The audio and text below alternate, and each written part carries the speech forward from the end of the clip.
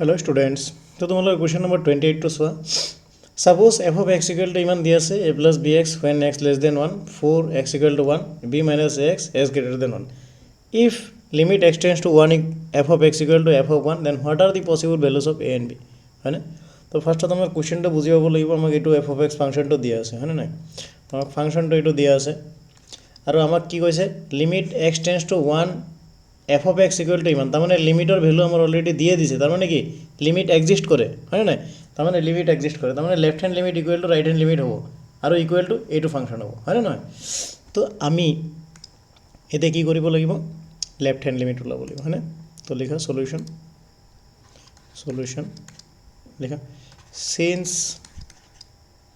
Limit x tends to 1 F of x is equal to F of 1, therefore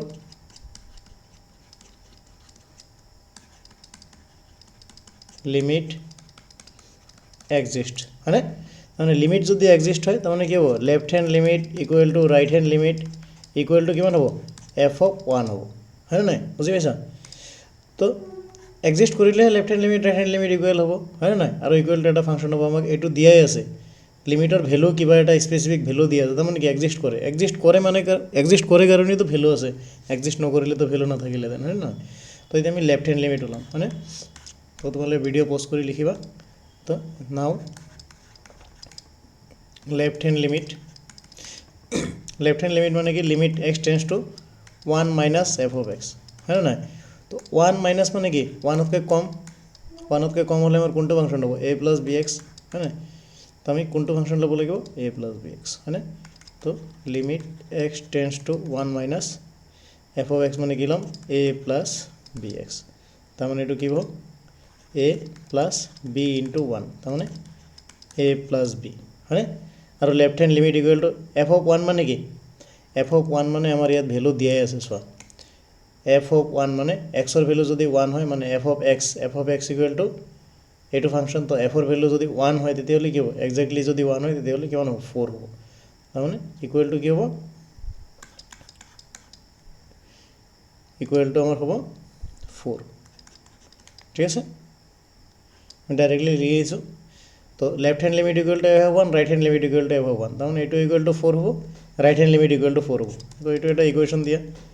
again লিখা, again আমাৰ কি ওলাব লাগে, ৰাইট হেণ্ড লিমিট ওলাব লাগে, ঠিক আছে? তাৰমানে limit x tends to 1 plus f of x, তাৰমানে limit x tends to 1 plus f of x মানে আমাৰ এতিয়া কোনটো ফাংচন ল'ব লাগিব, 1তকৈ ডাঙৰ. এই চোৱা 1তকৈ ডাঙৰ মানে এইটো ফাংচন, এক্সৰ ভেলু 1তকৈ ডাঙৰ, বি মাইনাছ এ এক্স.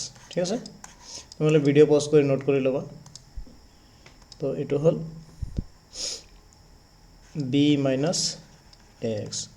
তো আমি লিমিটৰ ভেলু বহাম, লিমিট এক্স টেন্স টু 1 বহাম, বি মাইনাছ এ এক্স, তাৰমানে ইয়াত 1 বহালে কিমান হ'ব, বি মাইনাছ এ ইনটু 1, মানে বি মাইনাছ এ, আৰু এইটো ইকুৱেল টু কিমান, 4. ঠিক আছে, এতিয়া আমাৰ এই দুইটা ইকুৱেশ্যন সলভ কৰি আমাক এ আৰু বিৰ ভেলু ওলাব লাগে. এইটো এটা ইকুৱেশ্যন, এইটো এটা ইকুৱেশ্যন. তো এই দুটা ইকুৱেশ্যন আমি সলভ কৰিলে কি পাম, যদি আমি ইকুৱেশ্যন দুটা এড কৰোঁ আমাৰ কি হ'ব, এ কেঞ্চেল যাব, হয়নে নাই? তো লিখা ফ্ৰম ইকুৱেশ্যন 1 and 2, লিখা from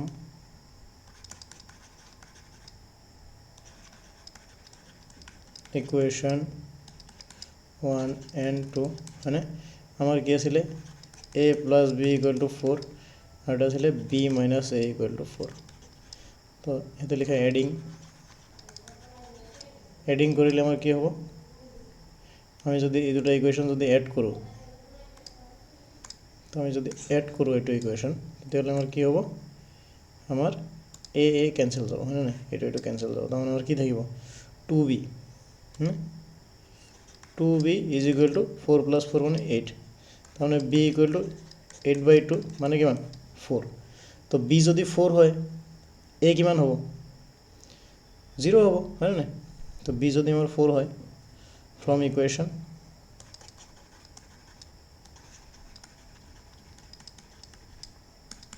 1 putting b equal to 4, তো আমাৰ কি আছিলে, এ plus b a plus B equal to 4 আছিল হয়নে আমি যদি বিৰ ভেলু যদি 4 বহাওঁ তাৰমানে আমাৰ 4 4 কেঞ্চেল হৈ এৰ ভেলু কিমান হ'ব এ ইকুৱেল টু 0 হৈ যাব তাৰমানে আমি বিৰ ভেলু কিমান পালোঁ ইয়াত বিৰ ভেলু পালোঁ 4 আৰু এৰ ভেলু পালোঁ 0 আমাৰ এইটোৱে আনসাৰ therefore লিখা therefore the required values of a and b are 0 and 4 এইটোৱে আনসাৰ ঠিক আছে তো তোমালোকে ভিডিঅ' পজ কৰি নোট কৰি ল'বা থেংক ইউ